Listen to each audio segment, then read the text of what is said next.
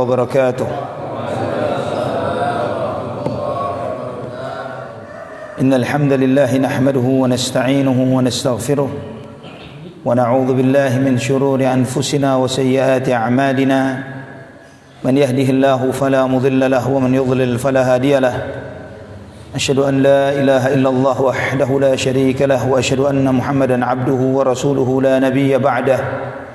اللهم صل وسلم وبارك على عبدك ونبيك محمد وعلى آله وصحبه ومن اهتدى بهديه إلى يوم القيامة. قال الله جل وعلا: يا أيها الذين آمنوا اتقوا الله حق تقاته ولا تموتن إلا وأنتم مسلمون. أما بعد، إخوة الإيمان rahimani wa rahimakumullah. Alhamdulillah, segala puji bagi Allah Subhanahu wa taala Ar-Rahmanur Rahim, Zat yang Maha Pengasih, Zat yang Maha Penyayang. Allah Subhanahu wa taala yang memiliki Asmaul Husna dan sifat-sifat yang agung dan mulia. Atas segala limpahan nikmat dan rahmat dan kasih sayang Allah Subhanahu wa taala anugerahkan bagi kita semuanya. Ikhwatal iman rahimani wa rahimakumullah.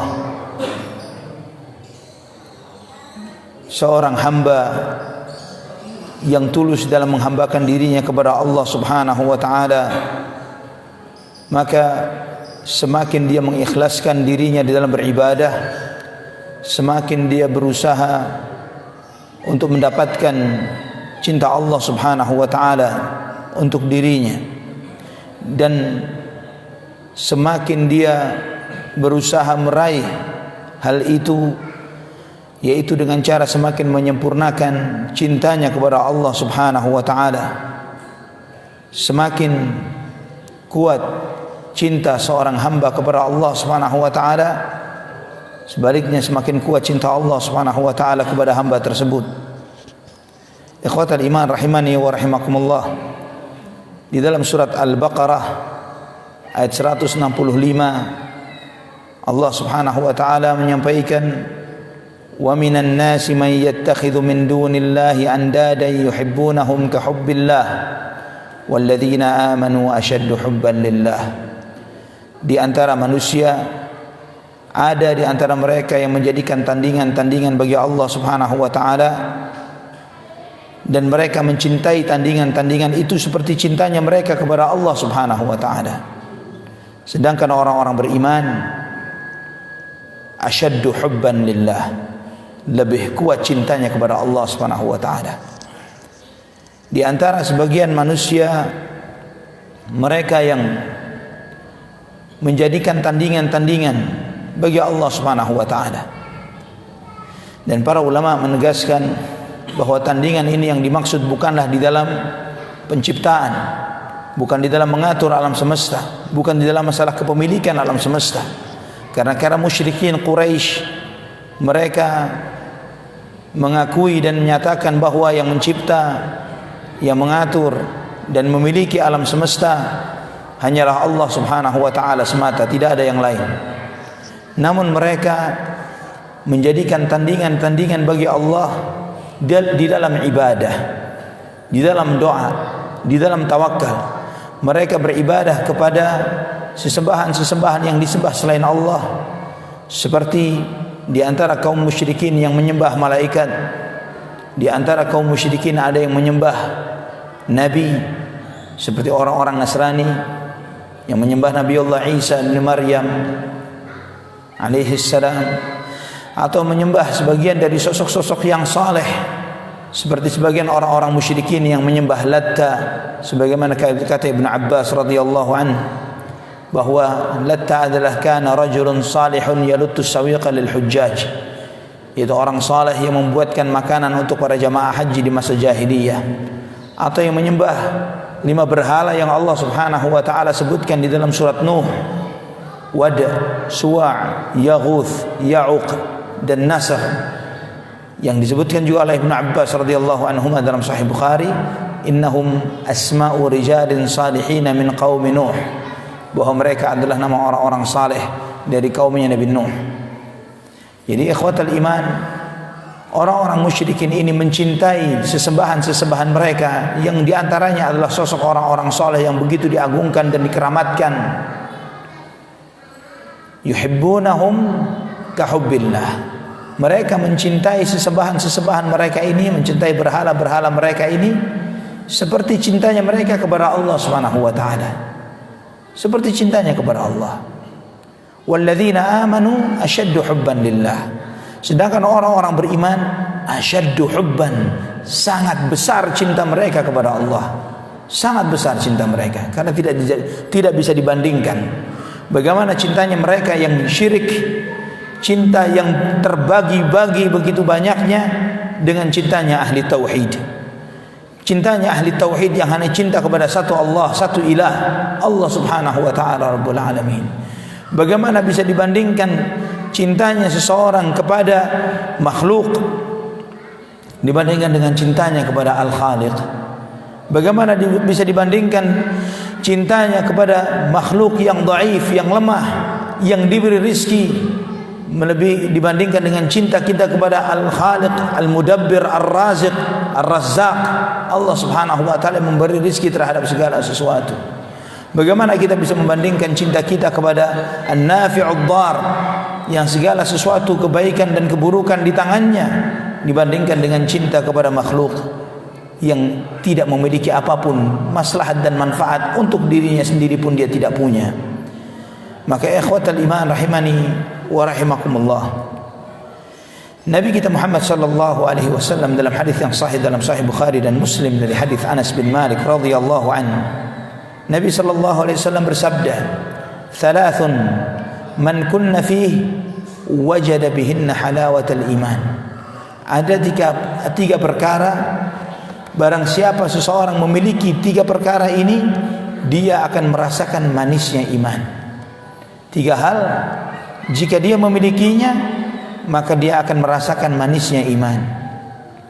Jika merasakan manisnya iman, ikhwatal iman, maka apapun yang dirasakan di dalam kehidupan dunia ini tidak ada nilainya.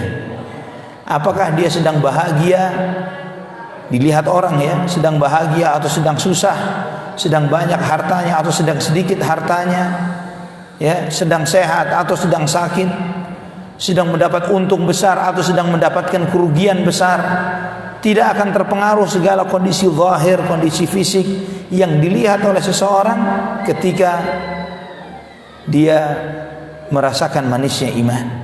Bagaimana seseorang bisa mendapatkan manisnya iman? Ayyakuna Allahu wa rasuluhu ahabba ilaihi mimma siwahuma. Yang pertama, hendaklah Allah Subhanahu wa taala dan Rasulnya lebih dia cintai melebihi yang lain. Ini mudah diucapkan tapi berat di dalam prakteknya.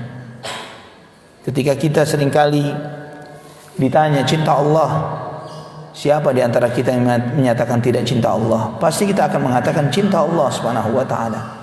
Ketika kita ditanya cinta Rasulullah sallallahu alaihi wasallam, siapa di antara kita yang mengatakan bahwa dia tidak cinta Rasulullah sallallahu alaihi wasallam?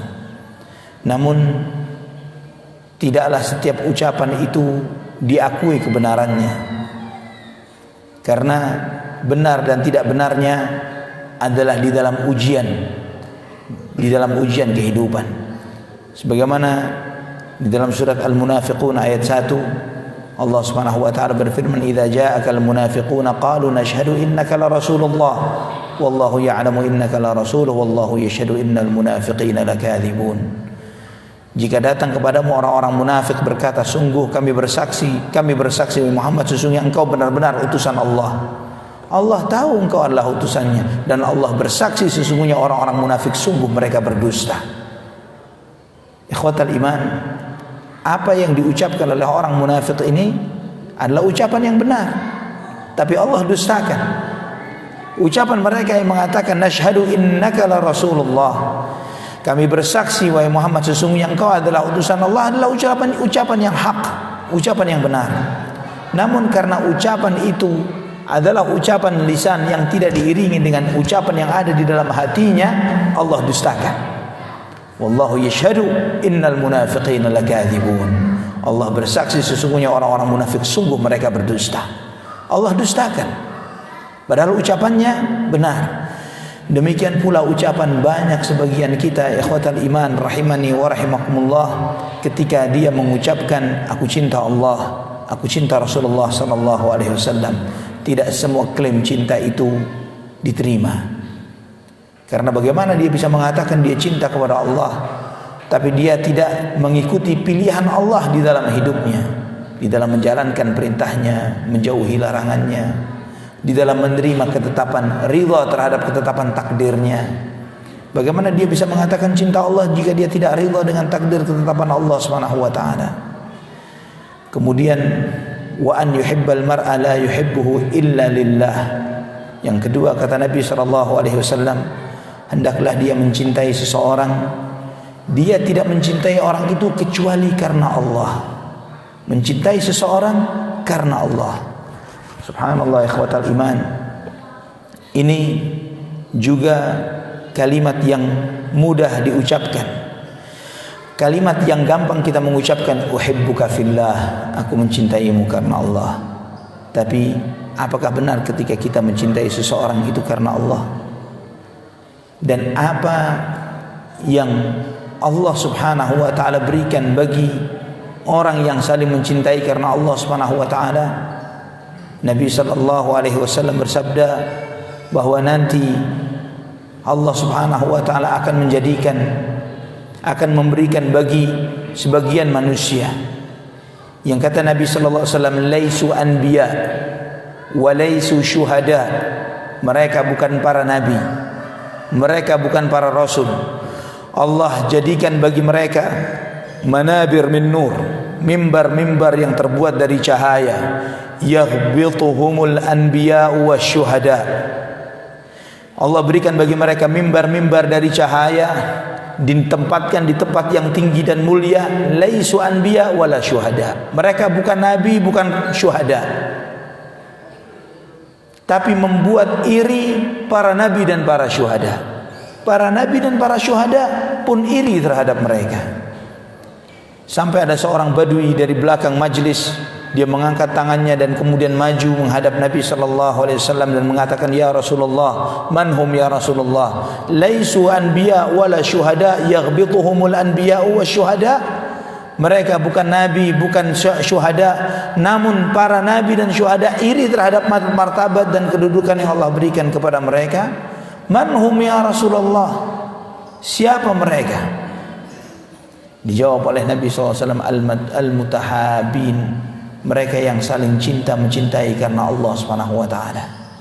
Yang saling mencintai karena Allah Subhanahu wa taala. Mencintai karena Allah ikhwatal iman adalah mencintai yang bukan dilihat karena satu suku bangsa yang sama, satu kepentingan yang sama, satu profesi yang sama. Mereka mencintai karena Allah, yang jika mencintainya karena Allah tidak akan berubah karena adanya masalah, karena kita diacuhkan, dan tidak akan bertambah cinta itu karena perhatian yang lebih. Apa bisa seperti itu? Kita mencintai seseorang sebagian besarnya bukan karena Allah. Bahkan Al-Imam Asy-Syaukani rahimahullah sampai menyebutkan pahala yang besar yang sedemikian rupa yang Allah berikan menunjukkan bahwa perbuatan ini, mencintai seseorang karena Allah, bukanlah sesuatu yang mudah. Dan ternyata kata beliau, setelah saya fikirkan dan saya renungi, memang benar. Ternyata sebagian besar kita mencintai saudaranya, mencintai yang lain bukan karena Allah. Seorang anak mencintai orang tuanya bukan karena Allah, karena kepentingan.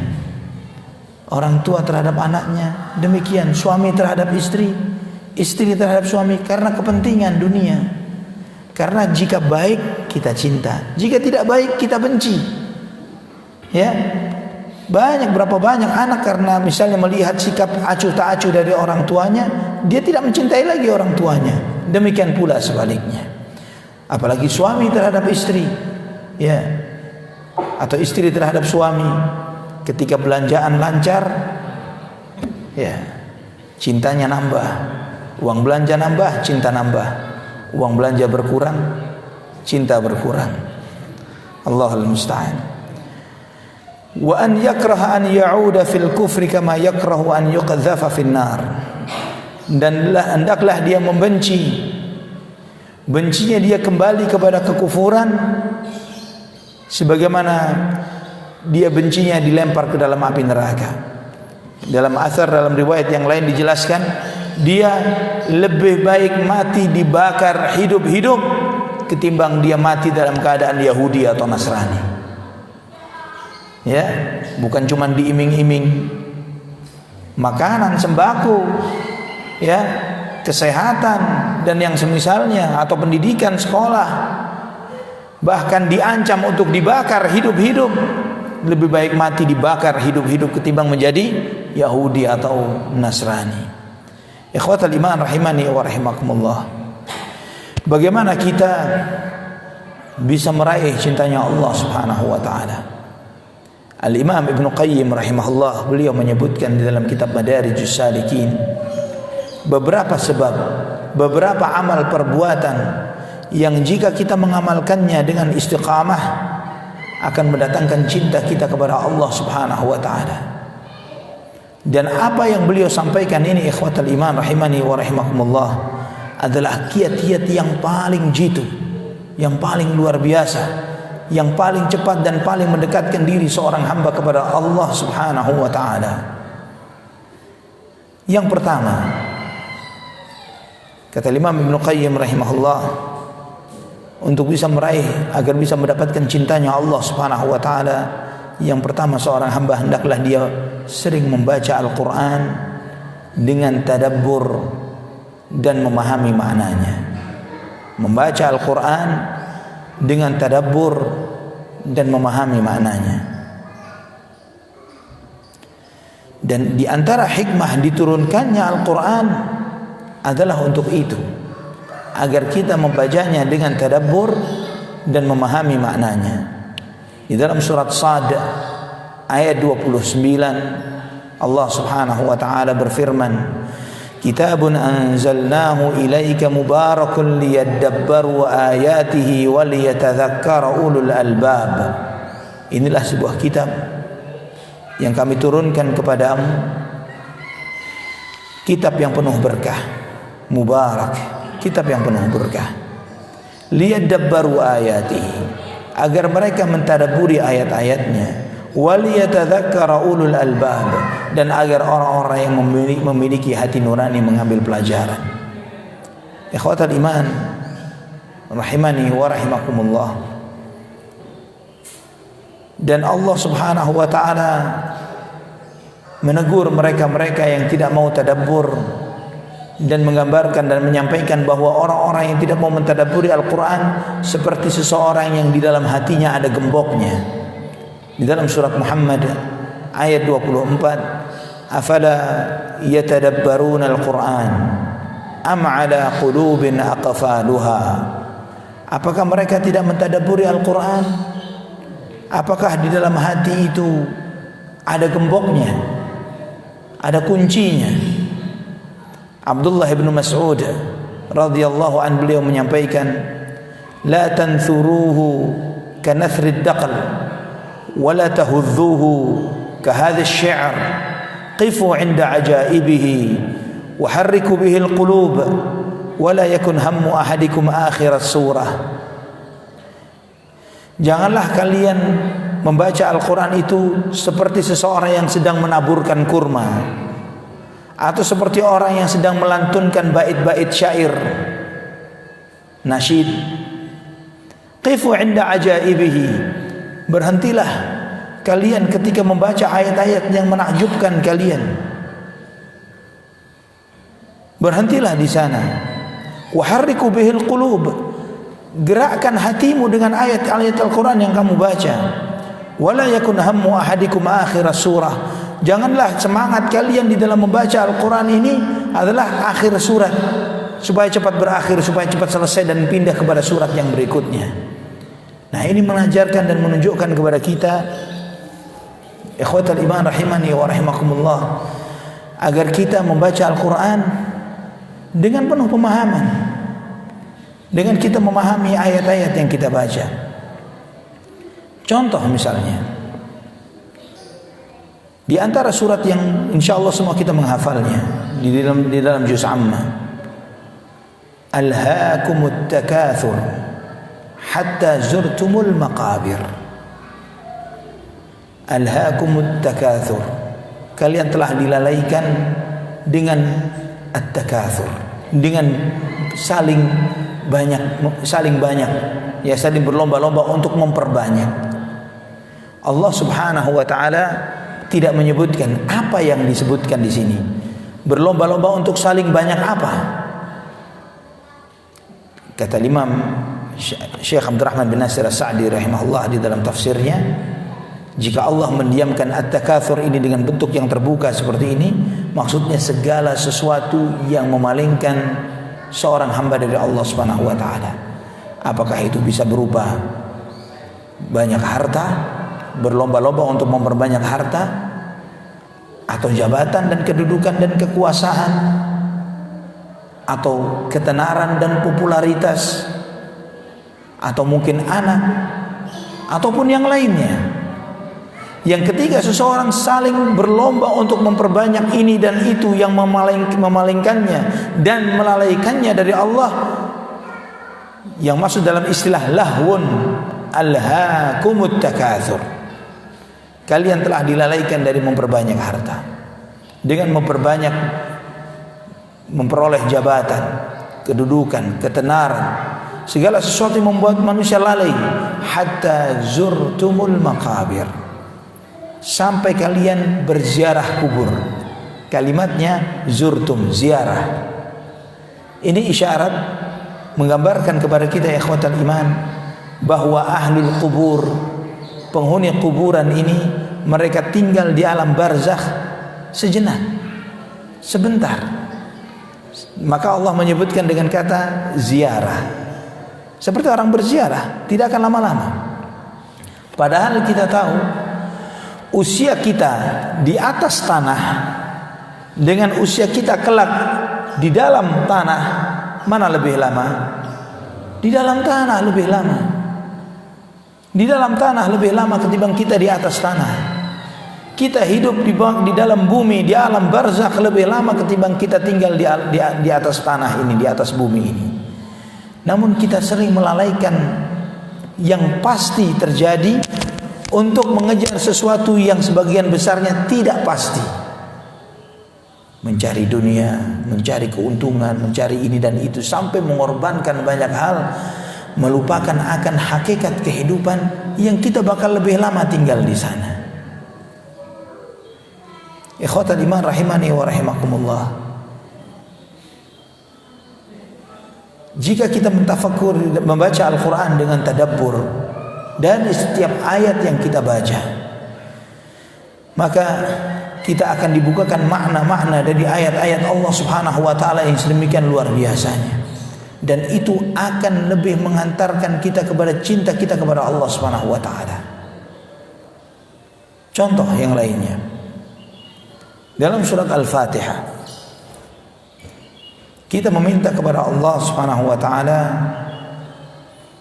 permintaan yang satu-satunya permintaan yang Allah wajibkan bagi setiap muslim untuk memintanya, yaitu ihdinas siratal mustaqim.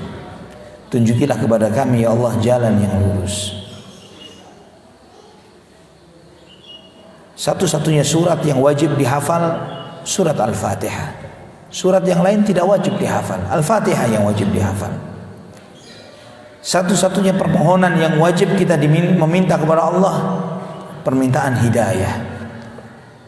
Apa itu hidayah? Ilmu yang bermanfaat dan amal yang saleh. Dan kita diajarkan untuk meminta kepada Allah, ihdinas siratal mustaqim, tunjukilah kepada kami, berilah kepada kami hidayah ya Allah ke jalan yang lurus. Dan hidayah ini kita minta, ada sebagian orang yang jahil yang mengira bahwa sebagian orang-orang misionaris Nasrani mengatakan kaum muslimin ini belum dapat hidayah. Buktinya apa? Tiap hari minta hidayah. Artinya masih tersesat. Karena itu dia minta hidayah. Kalau mau dapat hidayah, kata mereka, ya masuk ke agama mereka, katanya. Karena kata mereka, kamilah jalan, akulah jalan dan kebenaran dan hidup. Tidak ada jalan menuju Bapa kecuali melalui jalanku. Ini salah satu ayat di dalam Injil Yohanes. Ya, mereka menyebutkan seperti itu.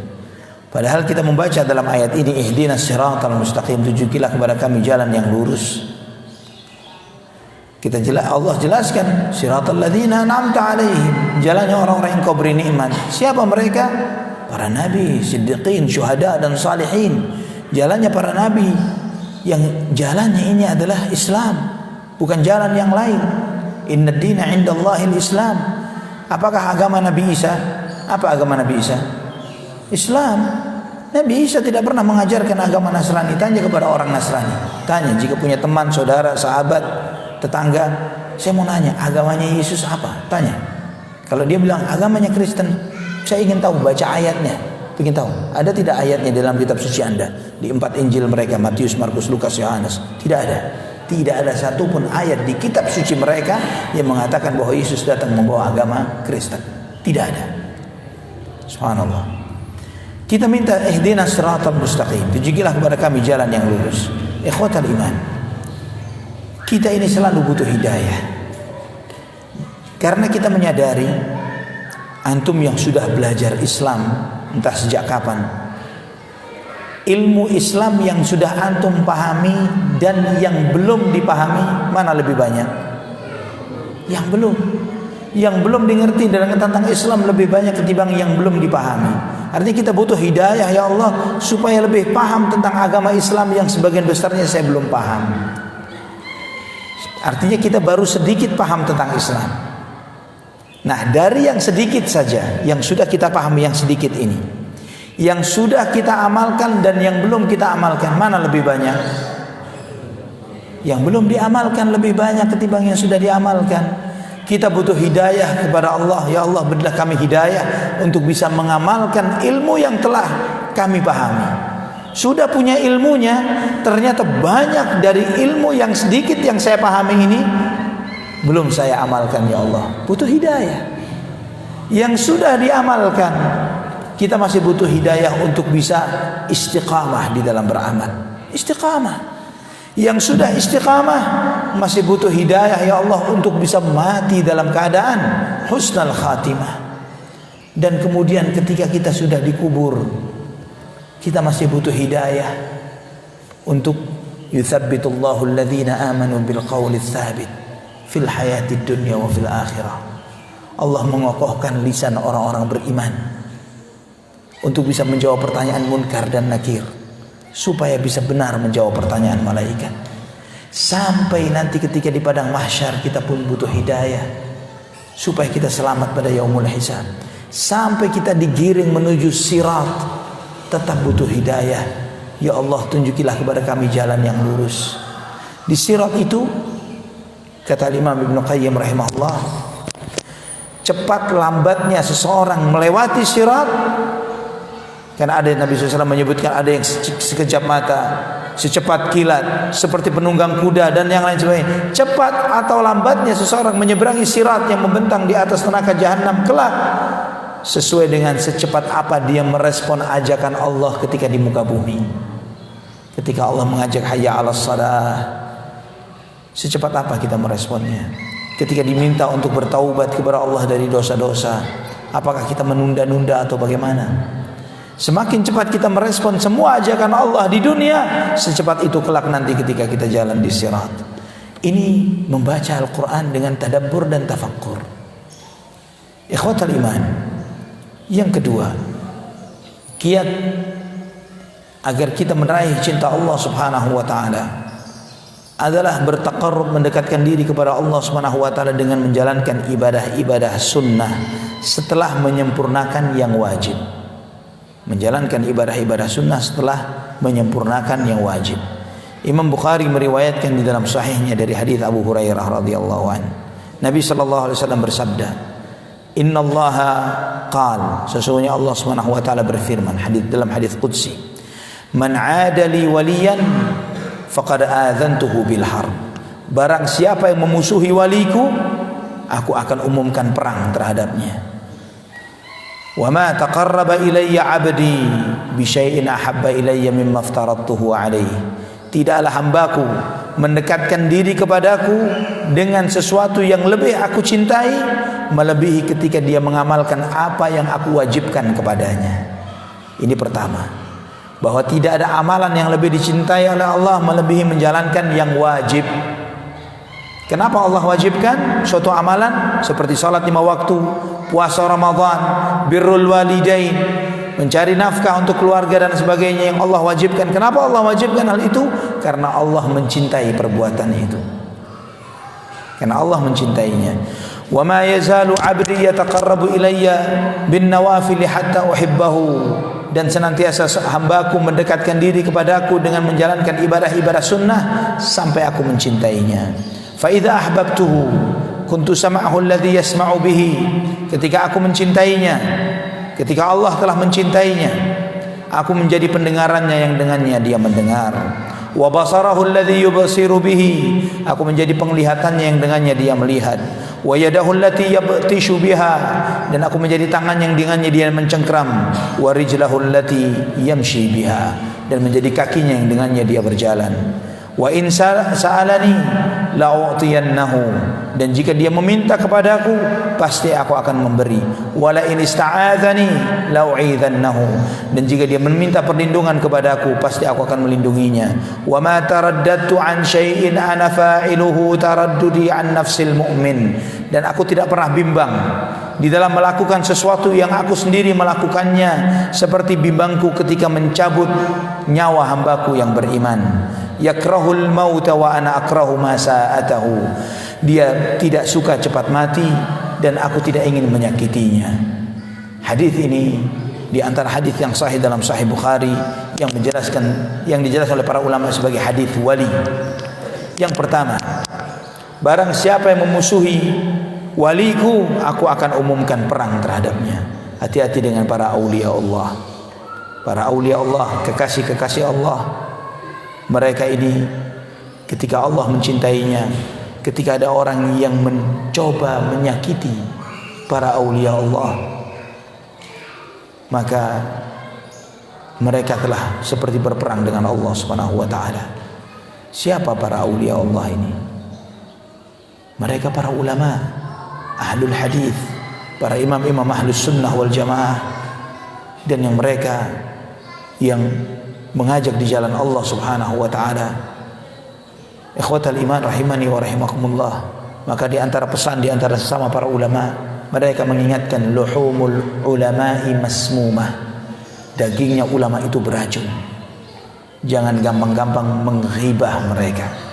Karena ketika seorang menghibah orang berilmu, seperti memakan bangkainya. Allah sampaikan seperti itu dalam surat Al-Hujurat. Jika sesama manusia saja seperti itu, jangan coba-coba terhadap para ulama. Maka antum melihat ketika ada seseorang berani merendahkan, menghinakan seorang alim, seorang yang berilmu, maka Allah akan buat sengsara hidupnya. Dan antum membaca dalam banyak sirah kitab-kitab para kisah-kisah para ulama. Ketika Amir Bukhara, pemimpin di negeri Bukhara, menghina Imam Bukhari rahimahullah, mengusir Imam Bukhari. Imam Bukhari mendoakan buruk bagi Amir Bukhara ini. Dan subhanallah, ketika Imam Bukhari tidak lama keluar dari negeri Bukhara, amirnya ini langsung ditangkap oleh khalifah dan kemudian dihukum dan disiksa oleh sang khalifah dan diambil semua hartanya. Dan banyak kisah-kisah seperti ini, begitu banyaknya. Kemudian yang kedua, di dalam hadis ini kita mengambil pelajaran tentang bagaimana kiat menjadi waliullah. Karena para aulia ini bertingkat. Yang paling tinggi top levelnya para rasul, kemudian para nabi. Dari para rasul, di antara mereka ada ulul azmi minar rusul. Di antara ulul azmi yang paling mulia siapa? Nabi kita Muhammad bin Abdullah sallallahu alaihi wa ala alihi wa sahbihi wasallam.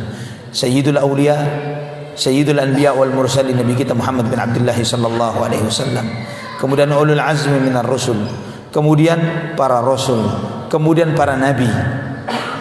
Untuk menjadi nabi dan rasul tidak ada kiat-kiatnya, ya, tidak ada cara untuk menjadi nabi, enggak ada. Tapi untuk menjadi seorang waliullah, Allah ajarkan dalam hadis qudsi ini, yaitu yang pertama, wa ma taqarraba ilayya 'abdi bi syai'in ahabba ilayya mimma aftaradtuhu alaihi. Tidaklah hambaku mendekatkan diri kepadaku lebih aku cintai melebihi ketika dia mengamalkan apa yang aku wajibkan kepadanya. Yang pertama, rapikan amal yang diwajibkan oleh Allah. Bukan sholat malamnya hebat tapi subuhnya bolong-bolong, ya. Kemudian ibadah sunnahnya, sedekahnya luar biasa, tapi puasa wajib Ramadan tidak diamalkan. Tidak akan mungkin orang seperti ini dicintai oleh Allah Subhanahu wa taala. Dan juga mengajarkan kepada kita bahwa jika ada seorang dikatakan wali tapi enggak sholat 5 waktu, ya, jangankan sholat, setengah waras setengah enggak waras, ada seperti itu. Tapi dikatakan, wah, jangan macam-macam, ini wali ini. Wali tapi enggak waras. Bagaimana orang tidak waras dikatakan wali? Padahal Nabi SAW bersabda, rufi'al qalamu an thalathin, diangkat pena itu dari 3 golongan, tidak akan dicatat dosa dan amalnya. Di antaranya anil majnuni hatta yafiq, orang gila sampai waras, orang tidur sampai bangun, anak kecil sampai baligh. Nabi SAW menyampaikan ini. Namun ada sebagian masyarakat yang meyakini orang gila dianggap wali. Ya, oh jangan macam-macam, ini majdzub ini, ya, dikatakan wali. Kadang keluar rumah nggak berpakaian, jarang-jarang mandi, sholat nggak sholat, ya, nggak pernah pegang Quran, nggak pernah baca Quran. Siapa sosok sahabat yang digambarkan seperti wali yang setengah gila ini? Siapa? Pernah baca gambaran misalnya Ali bin Abu Thalib ini setengah nggak waras begitu misalnya, atau cucunya atau anaknya? Siapa? Tidak ada yang seperti itu. Semua para aulia Allah adalah yang paling waras, ya, yang paling bijak, yang paling alim terhadap Quran dan Sunnah. Siapa yang digambarkan di antara para aimatus salaf terdahulu dari sahabat, tabi'in, tabi'ut tabi'in, yang digambarkan seperti orang setengah gila dan kemudian dianggap wali dengan itu? Tidak ada. Jadi jangan sampai kita ditipu dengan keyakinan yang salah dan sesat ini. Para aulia Allah, mereka menjalankan yang wajib dengan sangat benar. Mereka tahu hukum-hukum syariah, mana yang wajib dan mana yang sunnah, dan mereka menyempurnakannya. Kemudian yang berikutnya menjalankan ibadah sunnah. Dan ketika sudah menjalankan sunnah ini, maka Allah akan semakin mencintainya. Ini menunjukkan pentingnya menjalankan amalan-amalan wajib dan menyempurnakannya, kemudian menjalankan ibadah sunnah. Sunnah itu yang disunnahkan oleh Nabi kita Muhammad SAW, yang beliau ajarkan, yang beliau perintahkan, dan tidak beliau tekankan untuk dijalankan. Ya, dan sunnah ini ada yang muakkadah dan ada yang tidak muakkadah, dan itu dijelaskan oleh para ulama fiqih. Dan jika Allah telah mencintainya, Allah berfirman dalam hadis ini, aku menjadi pendengarannya yang dengannya dia mendengar, penglihatannya dengannya dia melihat, tangannya dengannya mencengkeram, kakinya dengannya dia melangkah. Apa maksudnya? Apakah ini seperti keyakinan wahdatul wujud, manunggaling kawula Gusti? Ya, Allah menyatu dengan makhluknya. Allah jadi tangan, jadi kaki, jadi mata, jadi telinga kita, menyatu dengan kita. Apa itu maksudnya? Jika itu maksudnya, maka tidak akan ada kalimat sesudahnya. Jika dia meminta kepadaku, aku akan memberi. Jika dia memohon perlindungan kepadaku, aku akan lindungi. Di sini menunjukkan ada yang meminta, ada yang diminta. Ada yang memohon perlindungan, ada yang diminta perlindungan. Artinya menunjukkan bahwa Allah tidak menyatu dengan makhluknya. Jadi maksudnya menjadi pendengaran, penglihatan, tangan dan kaki, apa maksudnya? Maksudnya adalah kesatuan dalam kehendak. Ya, bukan kesatuan dalam wujud tapi dalam kehendak. Bahwa tidaklah dia melihat kecuali apa yang diridhai oleh Allah. Tidaklah dia mendengar kecuali apa yang Allah ridhai. Tidaklah dia melakukan dengan tangannya kecuali kepada apa-apa yang Allah ridhai. Tidaklah dia melangkah kecuali ke tempat-tempat yang Allah ridhai. Ya, jadi indranya, hatinya, gerak-geriknya mencari ridha Allah Subhanahu wa taala. Semakin sempurna kewaliannya, maka jika dia meminta kepadaku, pasti aku akan memberi. Jika dia memohon perlindungan kepadaku, pasti aku akan melindunginya. Jadi jangan salah paham di dalam memahami hadis ini. Ini telah dijelaskan baik oleh para ulama. Kemudian yang ketiga, di antara kiat agar kita menjadi seorang wali Allah. Ini pengajian sampai jam 10 apa sampai jam 11?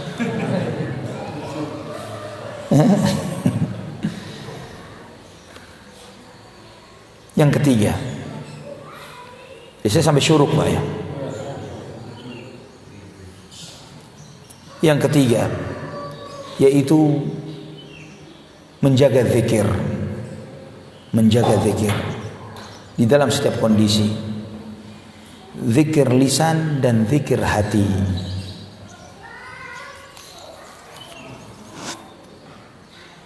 Dan seseorang semakin besar cintanya, semakin sering mengingat yang dicintai.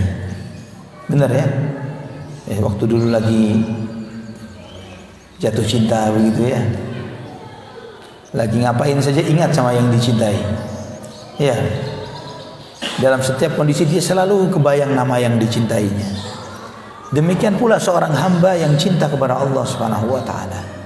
Jadi ketika seseorang mengatakan dia cinta kepada Allah, tapi kalau untuk mengingat yang dicintainya harus diingatkan, menunjukkan bahwa tidak benar cintanya. Ya, katanya cinta Allah, tapi untuk ingat Allah harus diingatkan. Ini nggak benar cintanya. Kalau benar cintanya tidak pakai harus diingatkan untuk ingat Allah. Setiap saat dia ingat Allah Subhanahu wa taala. Setiap kondisi, lisannya basah dengan berzikir kepada Allah, hatinya bergetar untuk berzikir kepada Allah Subhanahu wa taala. Alladzina amanu wa tatma'innu qulubuhum bidzikrillah. Ala bidzikrillah tatma'innul qulub. Orang-orang yang beriman, yang menjadi tentram, menjadi damai, menjadi sejuk hati mereka dengan mengingat Allah. Ketahuilah, dengan mengingat Allah hati itu menjadi tenang. Namun ikhwatal iman rahimani wa rahimakumullah, pernah tidak atau adakah orang yang zikirnya Masya Allah tapi hatinya tidak tenang? Ada? Banyak. Kenapa seperti itu? Kenapa ada orang yang zikirnya luar biasa, tasbih itu sudah muter nggak tahu berapa ratus kali, ya, tapi nggak pernah tenang? Ikhwatal iman, hati ini tidak akan bisa menumbuhkan hal yang baik kecuali dia harus dibersihkan. Seperti tanah, antum mau nanam padi misalnya, atau mau nanam jagung di satu tanah, anggap tanahnya subur, tapi di situ banyak ilalang, banyak semak, banyak yang lainnya. Apakah kita nabur benih di sana langsung ditabur atau dibersihkan dulu tanahnya? Dibersihkan dulu segala kotoran yang ada di sana, ilalang, semak belukar, tanaman yang tidak kita harapkan untuk menjadi ikut tumbuh bersama yang bakal kita tanam. Dibersihkan dulu. Kalau sudah tanahnya bersih baru ditanam, dikasih benih-benih yang baik supaya tumbuh dengan baik. Dan itu pun ketika ada yang lain yang muncul dibiarkan atau diapakan? Dibersihkan. Maksudnya apa kotoran di hati ini? Kotoran yang ada di hati itu semua makanan setan yang ada di hati kita. Menu-menu setan. Hasad, suudzon, ya, berburuk sangka, temperamen emosional, ya, syahwat terhadap dunia. Segala sesuatu yang menjadi sifat yang membuat kita, sifat-sifat yang ada di diri kita yang menjadi pintu masuknya setan ke dalam hati seseorang.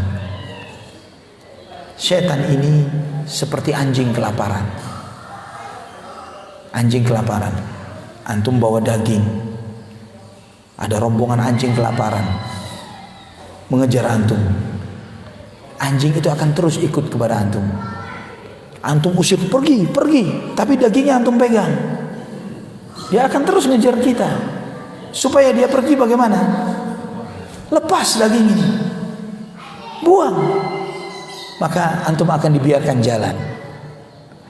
Nah, kalau kita ngusir setan, a'udzubillahi minasyaitonirrajim ribuan kali, tapi menunya setan di hati banyak. Ya, kita gampang buruk sangka kepada seseorang, gampang emosi dan marah, gampang hasad, iri dan dengki terhadap nikmat yang Allah berikan kepada orang lain. Asik dengan syahwat dunia.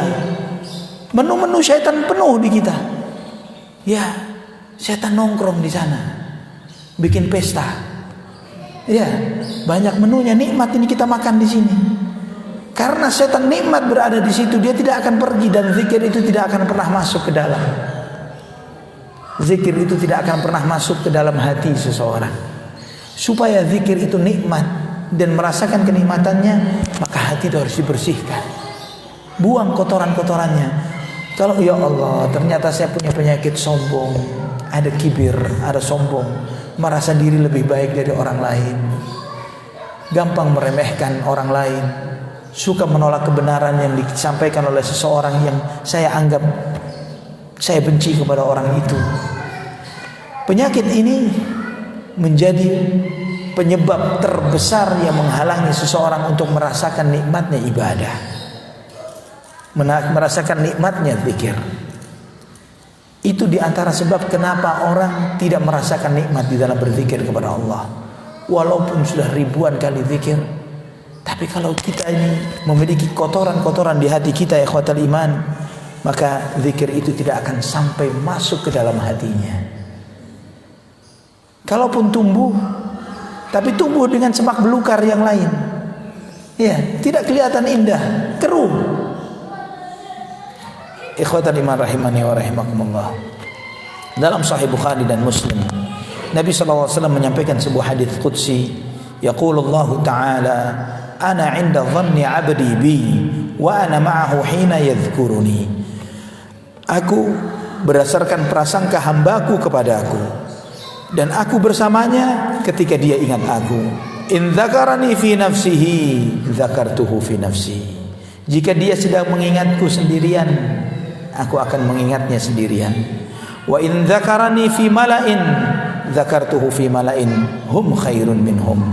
Dan jika dia menyebut namaku di depan halayak, aku akan menyebut namanya di depan halayak yang lebih baik daripada mereka. Allahu Akbar.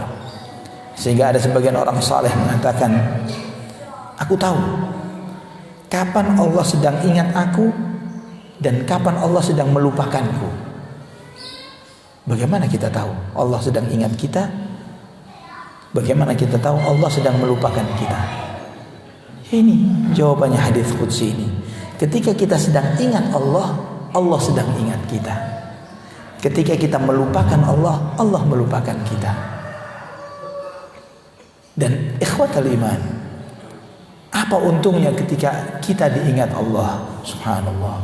Siapa kita? Siapa Allah Subhanahu wa ta'ala?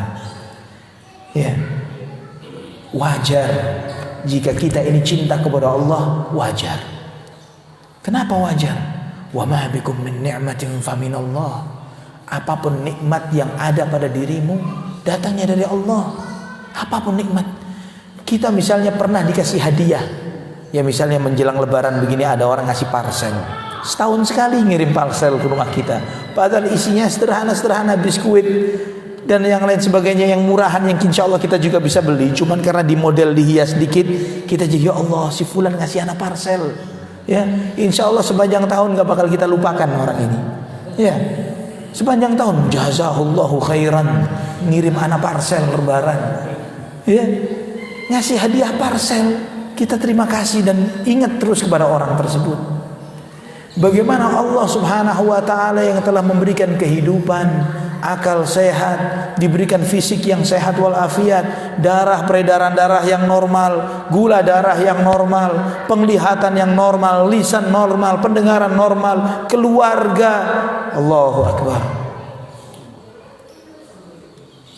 Wa ma bikum min ni'matin fa min Allah. Nikmat apapun yang ada pada diri kita sekarang ini, nanti-nanti, kemarin-kemarin, dari Allah Subhanahu wa ta'ala. Terus kita tidak mencintainya, mustahil, wajar. Jangankan Allah ngasih nikmat kepada kita, Allah walillahil asmaul husna, Allah memiliki nama-nama yang baik. Kita mendengar orang yang memiliki sifat yang baik. Ada seseorang di negeri mana, di Arab sana misalnya, orang yang dikenal saleh, orang yang dikenal dermawan, kaya dermawan, suka berbagi kepada sesama. Kita mendengar ceritanya orang itu, kita langsung cinta kepada orang itu, walaupun mungkin dia nggak pernah kasih apapun ke kita. Ya, ada si fulan, masya Allah, sedekahnya luar biasa, miliaran. Dia membantu di sana di sini, bikin rumah sakit, bikin sekolah, bikin dan sebagainya. Masya Allah, kita dengar namanya, kita sering mendoakan kepada orang tersebut, dan kita akan cinta walaupun kita tidak pernah merasakan kebaikannya. Sedangkan Allah, semua nama yang baik miliknya, semua sifat yang agung dan mulia milik Allah Subhanahu wa ta'ala. Dan tidak cukup sampai di sana, segala kebaikan Allah sampai ke kita. Sangat wajar jika kita cinta kepada Allah. Namun jika sampai kita dicintai Allah, Allahu Akbar, siapa kita sampai Allah Subhanahu wa ta'ala mencintai kita? Ikhwatal iman rahimani wa rahimakumullah, siapa kita sampai Allah ingat kepada kita? Siapa kita? Kalau kita harus ingat Allah, harus. Semua nikmat yang kita rasakan adalah dari Allah Subhanahu wa ta'ala. Namun jika Allah menyebut nama kita, Allahu Akbar. Nabi SAW bersabda dalam sebuah hadis yang qudsi, dalam hadis qudsi yang sahih juga, Idza ahabballahu 'abdan nada Jibril. Allah Subhanahu wa ta'ala jika mencintai seorang hamba, Allah memanggil malaikat Jibril. Ya Jibril, inni uhibbu fulana. Ya Jibril, aku cintai si fulan. Disebut nama kita, ya Allah, di depan malaikat Jibril. Fahibbahu, cintai dia. Maka Jibril pun mencintai si fulan itu. Dan kemudian Jibril mengumumkan kepada penduduk langit, ya ahlas sama, innallaha yuhibbu fulanan fahibbuhu. Wahai seluruh penghuni langit, Allah mencintai si fulan, disebut namanya. Cintailah dia. Cintailah dia. Maka semua yang di langit cinta kepada orang itu. Fa yuhibbuhu ahlus sama. Maka yang di langit pun cinta kepadanya. Hatta yudha'a lahul qabula fil ard. Sehingga orang ini mudah diterima di bumi. Maka kita melihat ikhwatal iman, berapa banyak orang-orang saleh yang kita mungkin tidak kenal, mungkin cuma tahu namanya, tapi disebut namanya kita cinta kepada mereka. Imam Syafi'i rahimahullah, Imam Nawawi rahimahullah, Syekhul Islam Ibn Taimiyah rahimahullah, Al-Imam Bukhari wa Muslim wa Abu Dawud dan yang lainnya rahimahumullah jami'an. Nama-nama yang mungkin kita sering dengar namanya saja, gak kenal sosoknya, tapi mendengar nama mereka membuat langsung kita cinta kepada mereka. Para sahabat Abu Bakar, Umar, Uthman, Ali radhiyallahu anhum ajma'in, Abu Hurairah, mendengar nama-nama mereka kita cinta kepada mereka. Sayyiduhum Nabi kita Muhammad ibn Abdullah sallallahu alaihi wasallam, hatta yudha'a lahul qabula fil ard. Dan ini terus terjadi di setiap zaman, di setiap waktu ada orang-orang yang seperti ini, yang Allah cinta kepada mereka. Di langit namanya ma'ruf. Dan ini yang seharusnya menjadi cita-cita kita. Di antara doa sebagian sahabat, di antara mereka ada yang berdoa, Allahumma inni a'udzubika an akuna masyhuran fil ardi majhulan fis sama. Ya Allah, jangan sampai aku ini menjadi orang yang terkenal di bumi, tapi di langit gak ada yang mau kenal. Ya, lebih baik sebaliknya. Di bumi gak ada yang kenal, gak apa-apa, tapi di langit masyhur, terkenal namanya. Namun yang seperti ini ikhwatal iman, di zaman seperti sekarang, orang sedikit-sedikit mempamerkan amal ibadahnya. Ya, show. Sampai ada iklan, Anda lihat iklan yang apa? Tangan kanan sedekah, tangan kiri selfie gitu. Ya. Ya. Sampai jadi iklan seperti itu. Kapanpun kita ibadah sedikit-sedikit bikin status, ya, tidak di masjid, tidak di rumah, tidak dimanapun, tidak di Masjidil Haram, bikin status, ya. Kalau kita semua yang mencatat amal ibadah kita, malaikat nyatet yang mana? Ya, kalau semua kita yang ikut nyatet, malaikat mana yang dicatat sama malaikat? Allahul musta'an wala haula wala quwata illa billah. Ini baru 3. Ana mau ingin menyampaikan 10 sebenarnya. Sampai maksimum jam 6 ya. Yang keempat, lebih mendahulukan apa yang Allah cintai melebihi apa yang Anda atau kita cintai. Waduh. Allah Subhanahu wa taala berfirman dalam surat At-Taubah ayat 24. Qul in kana aba'ukum wa abna'ukum wa ikhwanukum wa azwajukum wa 'ashiratukum wa amwalun iqtaraftumuha wa tijaratun takhshawna kasadaha wa masakin tardawnaha ahabba ilaykum minallahi wa rasulihi wa jihadin fi sabilihi fatarabbasu hatta ya'ti Allahu bi amrihi wallahu la yahdil qaumal fasiqin.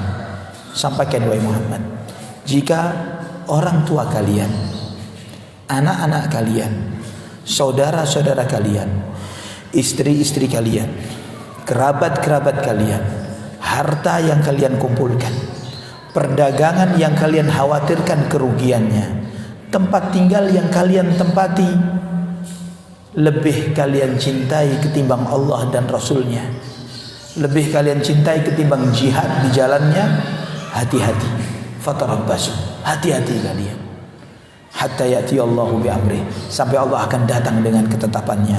Wallahu la yahdil qaumal fasiqin. Allah tidak akan memberi petunjuk kepada kaum yang fasik.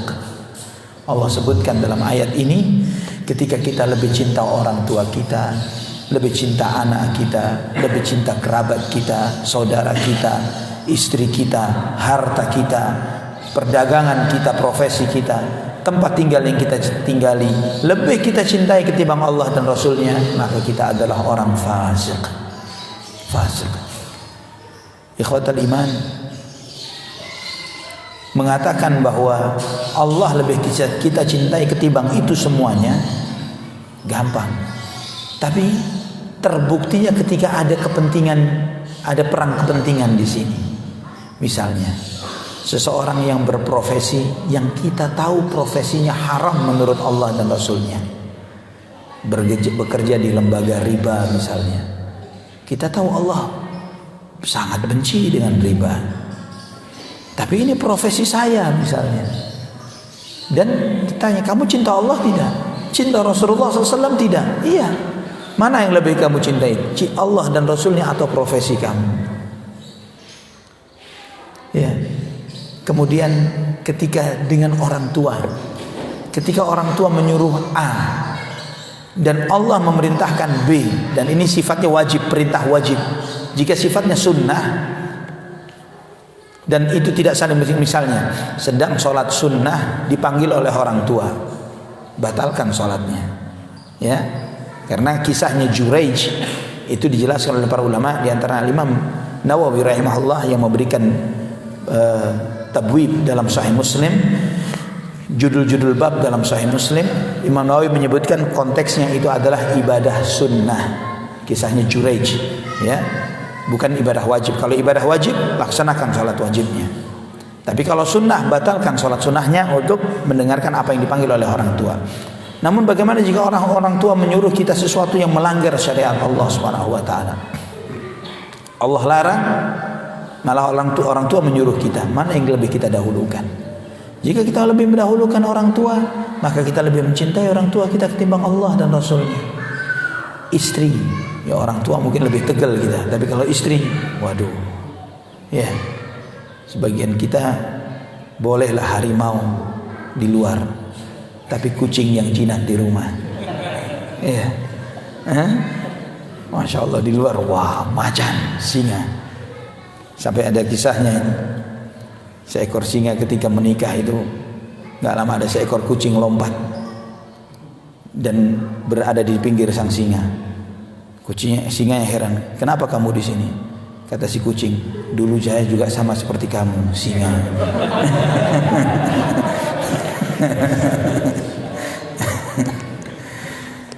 Ikhwatal iman rahimani wa rahimakumullah. Dalam Sahih Bukhari dan Muslim dari hadits Anas bin Malik radhiyallahu anhu, Nabi sallallahu alaihi wasallam bersabda, "La yu'minu ahadukum hatta akuna ahabba ilaihi min walidihi wa waladihi wan nasi ajma'in." Tidak akan benar iman salah seorang di antara kalian sampai aku, kata Nabi sallallahu alaihi wasallam, lebih dia cintai ketimbang cintanya kepada ayahnya, anaknya dan seluruh umat manusia. Ada sekali waktu, ini kejujuran Umar bin Khattab radhiyallahu anhu. Umar bin Khattab berkata, "Ya Rasulullah, la anta ahabbu ilayya min kulli syai'in illa min nafsi." Ya Rasulullah, sungguh engkau lebih aku cintai melebihi segala sesuatu kecuali terhadap diriku. Artinya aku lebih mencintai diriku ketimbang engkau ya Rasulullah. Ini jujur. Jujurnya Umar.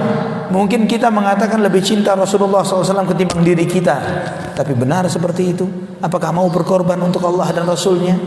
Dalam banyak hal kita lebih tidak. Kalau orang tua kita dihina, marahnya nggak selesai-selesai. Ya, tapi ketika Nabi SAW dihina, kita santai saja. Istri Rasulullah SAW dihina, kita biasa saja. Ketika para sahabatnya dihina, kita santai saja. Ya, tapi ketika orang tua kita dihina, kita tidak terima. Kita bisa mendendam, tapi tidak dengan Nabi SAW atau istrinya atau sahabatnya. Ini kenyataan kita.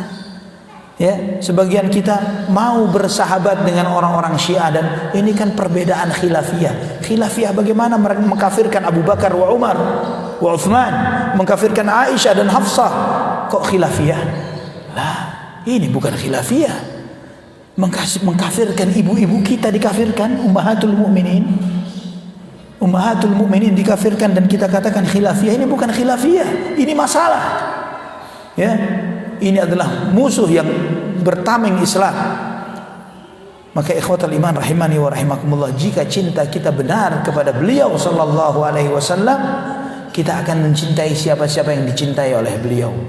Rasulullah SAW cinta Abu Bakar, Rasulullah SAW cinta Umar, cinta Uthman, cinta Ali, Rasulullah SAW cinta Aisyah dan Hafsah, Rasulullah SAW mencintai Khadijah, Rasulullah SAW mencintai ummahatul mukminin. Kita mencintai siapa-siapa yang dicintai oleh Rasulullah sallallahu alaihi wasallam. Rasulullah SAW mencintai Al-Ansar, dan kita pun mencintai sahabat Ansar sebagaimana Rasulullah SAW mencintainya. Maka Nabi SAW pun berkata kepada Umar, "La, walladhi nafsi biyadihi hatta akuna ahabba ilaika min nafsik." Tidak wahai Umar, sampai, kata Nabi SAW, aku lebih engkau cintai melebihi cintamu kepada dirimu sendiri. Maka Umar pun berkata, sekarang ya Rasulullah, sungguh engkau lebih aku cintai melebihi apapun, walaupun terhadap diriku sendiri. Al-an ya Umar, sekarang imanmu baru benar. Para sahabat radhiyallahu anhum ajma'in, mereka mencintai Rasulullah SAW, mereka mau mengorbankan nyawa mereka untuk Nabi SAW. Perang Badar. Perang Badar ini tekan mati 300 lawan 1000. Semua yang keluar siap mati. Persenjataan tidak sebanding. Yang penunggang kuda cuma 1 orang dari kaum muslimin, mereka 70 lebih. Mereka dengan persiapan yang luar biasa. Para sahabat dengan sederhana, mereka siap mati untuk Rasulullah SAW. Mereka tidak kebayang bakal Allah menurunkan pasukan malaikat dan yang lain sebagainya. Yang tahu ketika Nabi SAW menyampaikan ini kepada para sahabat Muhajirin, Abu Bakar, Umar mengatakan, kami siap mati bersamamu ya Rasulullah, begini dan sebagainya. Nabi SAW diam. Diulang lagi, para Muhajirin mengatakan kami siap mati. Sampai kemudian Sa'ad bin Mu'adz dan yang lainnya dari kalangan Ansar, mereka baru sadar, oh Nabi SAW menawarkan kepada kami, kepada sahabat Ansar yang ahlul Madinah. Maka dia bertanya, ya Rasulullah, kepada kami yang kamu maksud? Ya Rasulullah, andai kata engkau meminta kami mengarungi lautan, kami akan mengarungi lautan. Kamu minta kami mengorbankan semua harta dan nyawa dan keluarga kami akan korbankan untukmu ya Rasulullah. Dan benar-benar mereka jalani seperti itu. Abu Talha Al-Ansari dalam jihad, Abu Talha ini jago memanah, dan Nabi SAW sering melihat dan senang dengan sasaran panahnya yang selalu kena kepada sasarannya. Berada di belakang Rasulullah SAW, di belakangnya Abu Talha. Abu Talha melihat, ya Rasulullah, duni, biar kamu berada persis di belakang punggungku ya Rasulullah. Nahri duna nahri, biarlah kalau ada sasaran anak panah yang mengenai kemari, biar leherku yang kena, jangan sampai kena dirimu ya Rasulullah. Ini sahabat terhadap Nabi SAW seperti itu. Kita, apa yang kita korbankan untuk Rasulullah SAW? Ya, diperintahkan sholat aja malas. Ya, menjalankan sunnah Nabi kadang kita berat. Sunnah-sunnah sederhana, memelihara janggut, mengangkat pakaian di atas mata kaki, sunnah-sunnah yang tidak pakai biaya, kita masih mikir berkali-kali. Bahkan tidak sedikit dari muslimin yang benci terhadap sunnah Nabi Muhammad SAW, melecehkan dan menghinakannya. Katanya umat Muhammad, katanya cinta kepada Muhammad SAW. Apa dia tidak tahu bahwa Rasulullah SAW itu sebagaimana kata dalam riwayat At-Tirmidzi dengan sanad yang sahih dalam Syama'il Muhammadiyah, kana 'azimul lihyah wa tamla'u biha sadrah, bahwa Rasulullah SAW janggutnya panjang sampai dadanya ketutup dengan janggutnya.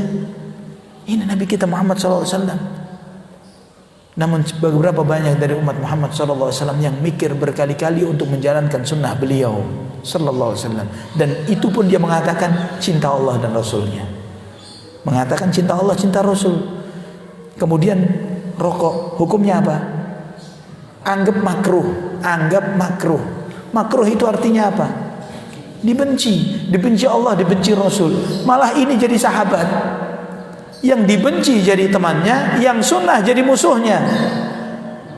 Allahul musta'an. Dan ngaku cinta Rasulullah sallallahu alaihi wasallam. La haula wala quwata illa billah. La haula wala quwata illa billah.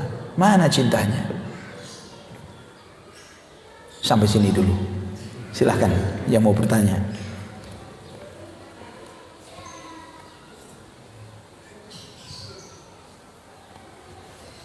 Monggo, ada yang bertanya?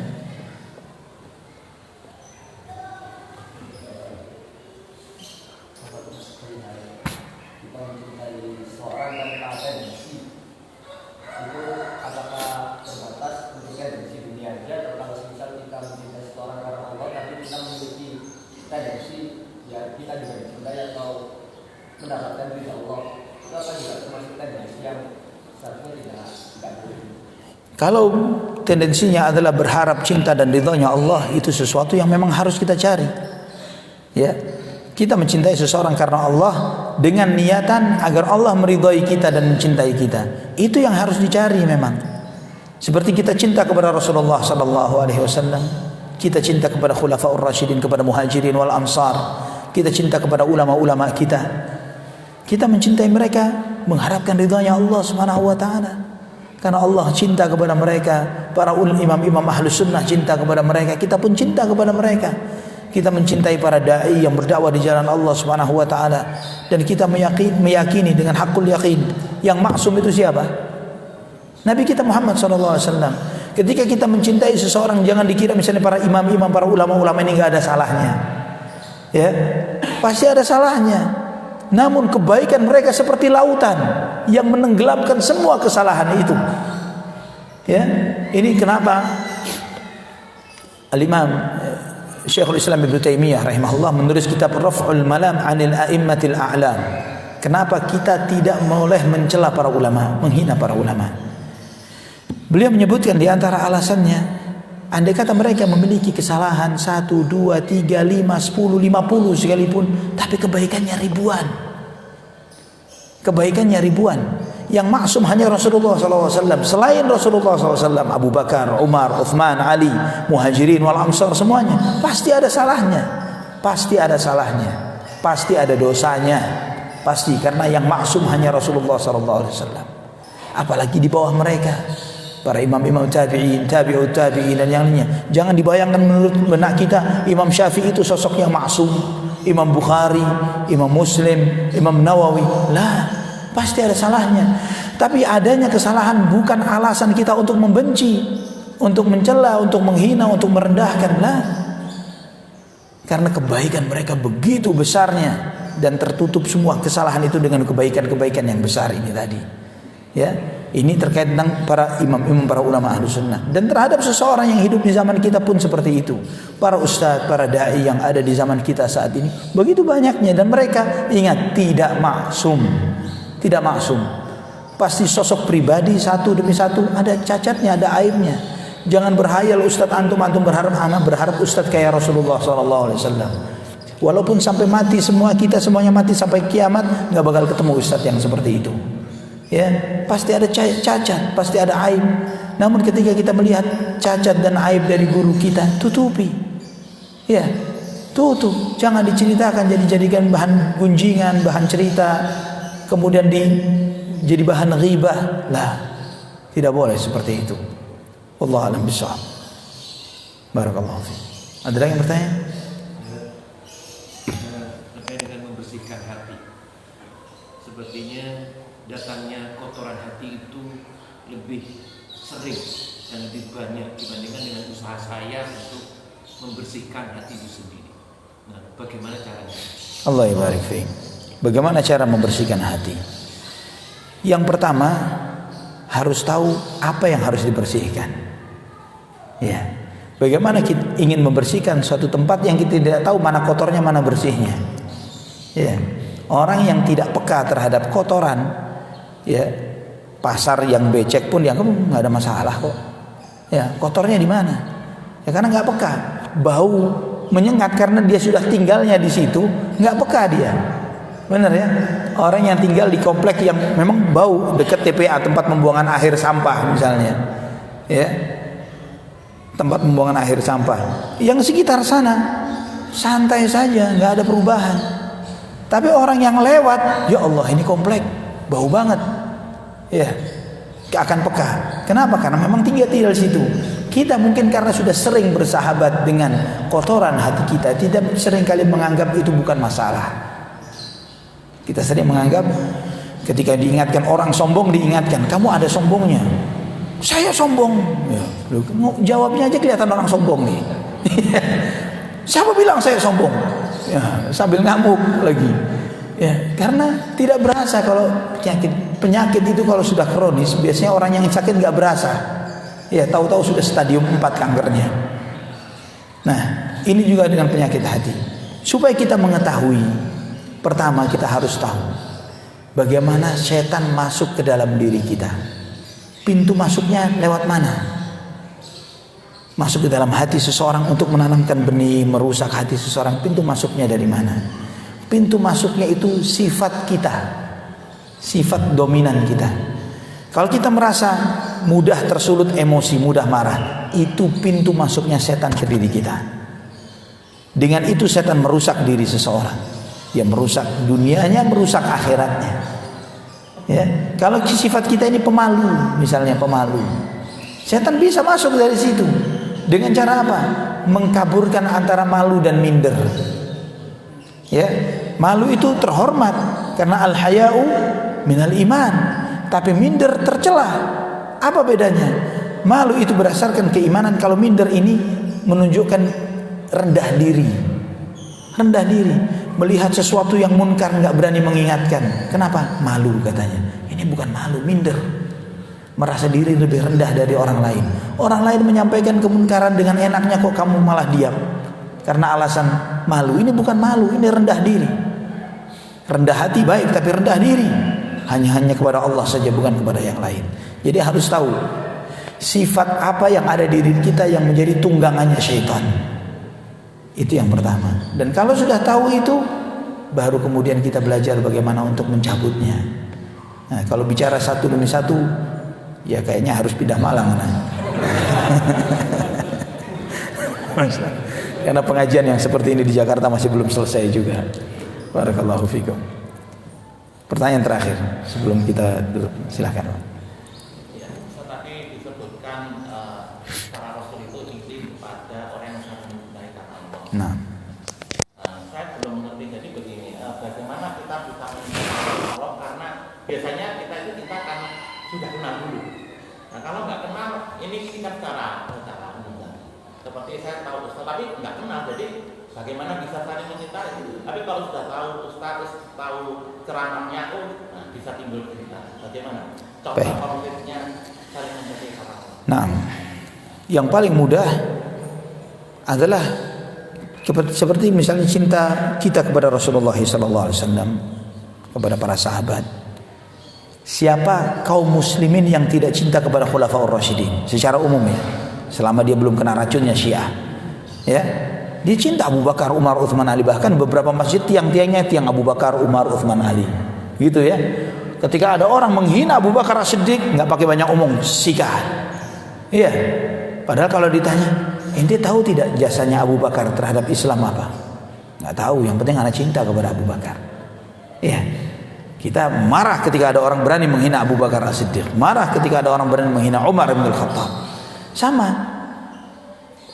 Siapa di antara kaum muslimin, terutama kita yang di negeri ini, yang tidak cinta kepada Imam Syafi'i rahimahullah misalnya? Ya, walau insya Allah kita semua cinta kepada beliau. Pernah baca kitabnya Imam Syafi'i, Pak? Baca langsung kitabnya Imam Syafi'i. Yang mana? Iya, secara umum kan. Baca bukunya Imam Syafi'i, pernah ngelihat nggak? Mimpi, ngelihat dalam mimpi. Ya kan? Kita seringkali tidak mengenal seorang guru itu, seorang syekh, seorang imam ini. Kita nggak kenal bukunya, nggak pernah baca. Ya, nggak pernah tahu. Tapi kita ada cinta di hati kita kepada beliau. Ketika ada orang kita lagi nongkrong, kemudian siapa sih Syafi'i ini menghina Imam Syafi'i? Oh, jangan macam-macam. Ya, ya, kita bakal emosi. Ya, padahal ini sudah ada cinta di hati, padahal belum kenal. Sudah ada cinta, padahal belum kenal. Ini menunjukkan bahwa di antara cinta yang Allah tanamkan kepada hati kita terhadap orang-orang soleh, ya, terhadap orang-orang soleh. Termasuk juga misalnya kepada dai yang mengajak kepada kebaikan. Ana pribadi terhadap sesama dai, tidak semuanya anak kenal. Tidak semuanya. Ada satu grup Multaqat Duat ini, grup anggota para dai Ahlus Sunnah yang ada di negeri ini, ada ratusan dai, 300-400 dai. Berapa hari yang lalu ada seorang jamaah kajian yang nanya, Ustaz, ada tidak daftar dai yang butuh dibantu? Kebetulan awal-awal Ramadan kemarin beberapa dai yang punya profesi, punya pekerjaan saling kolektif membantu untuk membantu mensupport para dai-dai tersebut. Ana tidak tahu nama satu demi satunya, nggak tahu. Pokoknya yang penting kita support, ada yang membantu, terusin begitu. Subhanallah, karena ada yang nanya daftarnya, Ana tanya, ini minta daftarnya.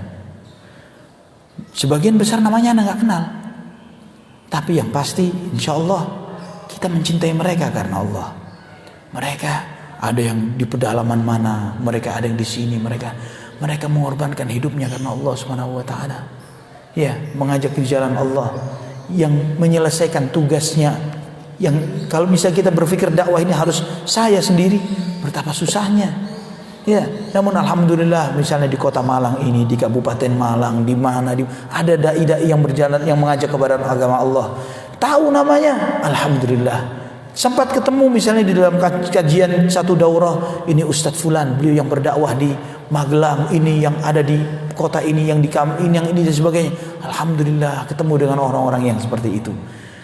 Ya, tahu namanya pun sudah cukup. Dan dengar misalnya si Fulan meninggal dunia atau sakit dan sebagainya, kesedihan bagi kita. Ya, sehingga sebagaimana pernyataan para imam salaf terdahulu bahwa matinya seorang ustadz, seorang dai, seorang alim di antara ulama Ahlus Sunnah itu lebih menyedihkan hati ketimbang terputusnya salah satu anggota tubuh kita. Ya, kehilangan tangan atau kaki itu sederhana, tapi matinya orang berilmu susah gantinya. Wallahu a'lam bishawab. Itu contoh. Jadi cinta itu tidak harus kenal dulu. Ya, tapi ketika kita tahu sifat kebaikan dari seseorang, cukup modal bagi kita untuk mencintainya.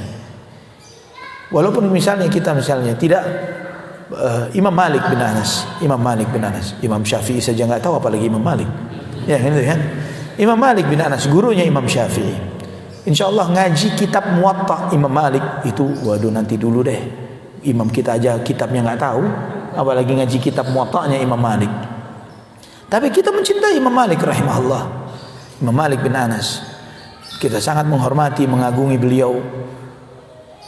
Bagaimana tidak, orang sezaman dengan beliau saja jarang yang selevel dengan beliau. Beliau imamnya Darul Hijrah, imamnya Masjid Nabawi, yang di antara imam yang dinobatkan tidak ada boleh berfatwa di kota Madinah kecuali beliau di zamannya. Bagaimana kita tidak cinta seperti ini, walaupun kita nggak pernah tahu ilmunya. Ya, sebutkan salah satu qaulnya Imam Malik. Qaulnya Imam Malik, Imam Syafi'i saja qaulnya yang pasti, qaulnya Syafi'i saja nggak tahu. Ya, apalagi qaulnya Imam Malik.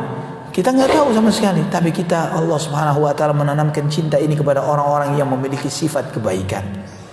Ya, tahu bahwa dia seorang berilmu, ahli ilmu dan lain sebagainya, itu sudah cukup bagi kita untuk mencintai seseorang karena Allah Subhanahu wa taala. Tidak harus tahu secara personal. Wallahu a'lam bishawab. Sampai di sini ikhwatal iman, waktu sudah jam 6 lebih. Kalau dilanjutkan bisa sampai jam setengah 11. Barakallahu fikum. Kita cukupkan sampai di sini. Aku qouli hadza subhanakallahumma wa bihamdik asyhadu an la ilaha illa anta astaghfiruka wa atubu ilaik. Wassalamualaikum warahmatullahi wabarakatuh.